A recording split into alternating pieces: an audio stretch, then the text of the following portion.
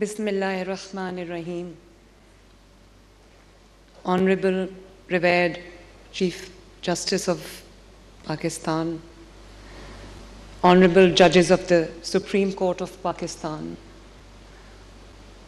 Honorable Chief Justices and Judges of the Superior Judiciary, my fellow Chief Ministers of Sindh, Balochistan and Khyber Pakhtunkhwa, Honorable Federal Minister for Law and Justice, distinguished participants, ladies and gentlemen, Assalamu alaikum.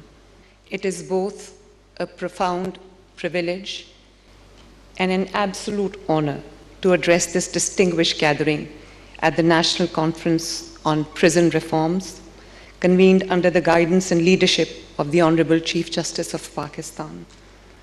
I commend the Law and Justice Commission of Pakistan for bringing together all stakeholders to deliberate upon an issue that lies at the very heart of justice, human dignity, and rule of law. Allow me at the outset to pay tribute to the Superior Judiciary of Pakistan for its unwavering commitment to constitutionalism, the protection of fundamental rights, and its continuous efforts to improve the administration of justice. I must also appreciate and admire the first woman Chief Justice of Lahore High Court, who has been relentlessly working to deliver speedy justice and end the decades-long backlog. And Madam, I really commend you for that. This is no mean feat, so hats off to you. I stand before you today not only as a Chief Minister, not only as a Chief Executive of the biggest province of Pakistan, but I stand before you as someone who has looked at prison walls not merely from the outside, but from behind them. And the reforms that I will be talking about today stem from my own personal experiences. I have lived them personally, experienced them firsthand, and that experience, Your Honor, changed me forever. It changed the way I think about justice. It changed the way I understand the responsibility of state towards those in custody. Most importantly, it reminded me that a prison sentence should never become a sentence against human dignity. Your Honor, every reform that we have introduced carries a memory. Every policy that I'm making today carries a lesson learned behind the prison walls, and I did not want these experiences to remain my personal story. I wanted them to become institutional reforms so that no prisoner, regardless of who they are or where they come from, has to endure avoidable suffering. When we speak of prisons, we must look beyond walls, bars, and security arrangements. A prison is not merely a place of confinement. It is a reflection of the values of a society and the effectiveness of its justice system. The manner in which we treat those in our custody ultimately measures our commitment to justice, to fairness, to compassion, to respect, and to human dignity. Punjab operates one of the largest correctional systems in Pakistan, comprising 45 prisons that currently house more than 69,000 inmates, close to 70,000, against an authorized capacity of approximately 39,000. Yet the challenge is not just overcrowding. Nearly 3/4 of our prison population consists of under-trial prisoners. The reality reminds us that prison reforms cannot be pursued in isolation. It must go hand in hand with broader reforms across the criminal justice system. For me, however, these reforms, as I just said, are not merely administrative decisions. Every reform, as I said, carries a memory. Every policy has a human story behind it. My story, my own story of thousands. Every improvement reminds me of something I witnessed or experienced myself firsthand. I introduced emergency call buttons across Punjab and alarm bells, panic buttons inside prison cells throughout Punjab.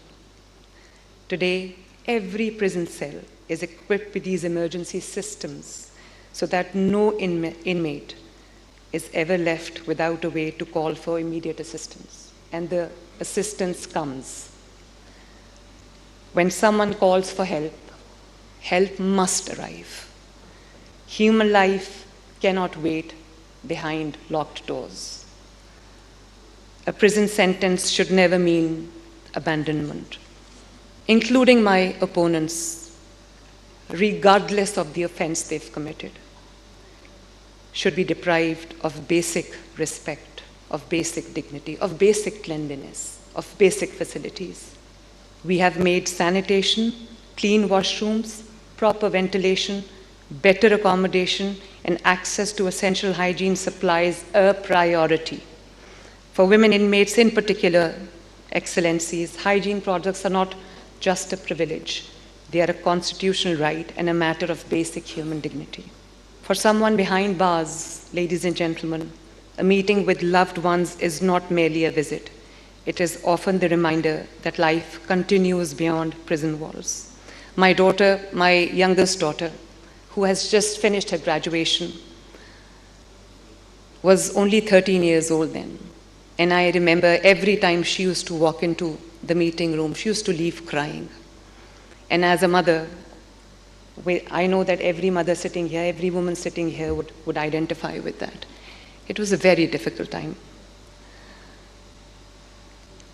Prisons also taught me the pain of separation in its cruelest form. While both my father and I were in the same prison, both times, my mother became seriously ill. For days, neither of us could speak to her. We could not sit beside her, hold her hand, or comfort her in her final moments. She left this world while we remained behind prison walls. Today is her birthday, Your Honor, and it reminds me of what she used to say. She used to say in Punjabi, "Ya ra pya jane ya va pya jane." Jis pe guzarti hai wohi janta hai. And she used to also say, "Jis tan lage, so tan jane." And that led to this, to introduce technology-driven systems, including online appointment facilities for prison visits, structured telephone access, video call services that is now available to every prisoner across Punjab, irrespective of his or her status. Across Punjab, prisons have witnessed significant improvements in visitation facilities, family interaction areas, transport arrangements, and modern audio and video communication systems. At the same time, we have undertaken an ambitious program of infrastructure development, new correctional facilities, additional barracks, specialized Borstal institutions for juvenile offenders, dedicated correctional facilities for women, modern training institutions are being established to reduce overcrowding and create a safer, more dignified environment for everyone living and working inside our prisons. Libraries are being enriched with updated books, educational resources, literature, and learning materials that encourage personal growth, flight of fancy, and intellectual development. When I looked around the prison, excellencies, and my dear lordships, I realized that too many inmates were defined only by their conviction. I wanted our correctional system to see something more.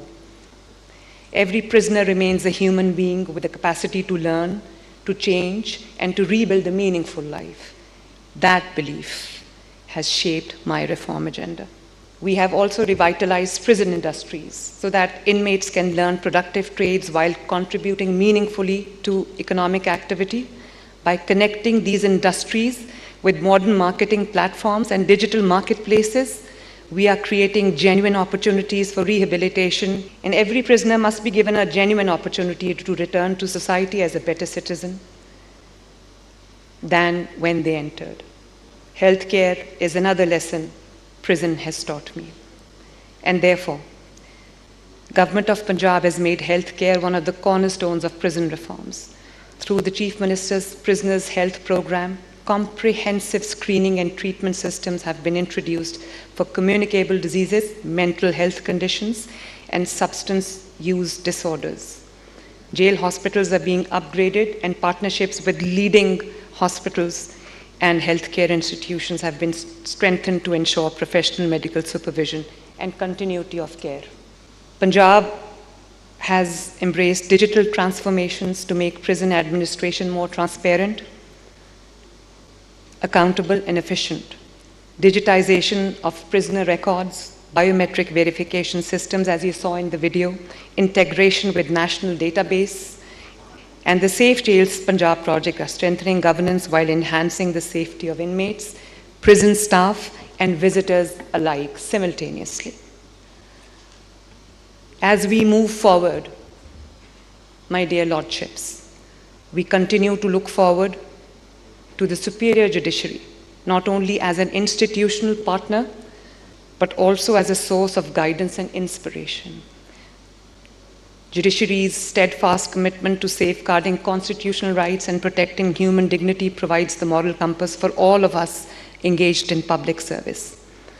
Together, we can build a correctional system that protects society while respecting the dignity of every individual entrusted to the care of the state. Our vision is clear, Excellencies. Prisons must no longer be a place where hope dies.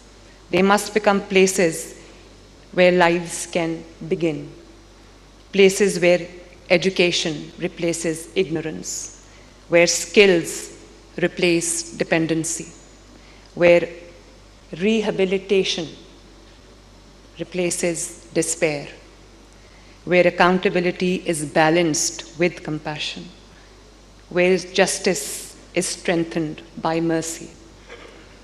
Every reform we have introduced is rooted in one simple principle, and that is human dignity.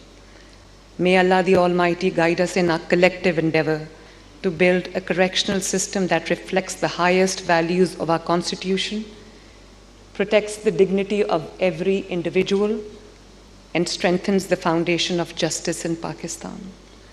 May He grant us the wisdom to ensure that every prison becomes a place where reform is possible, hope is restored, and humanity is never forgotten. Thank you, ladies and gentlemen. Pakistan Zindabad.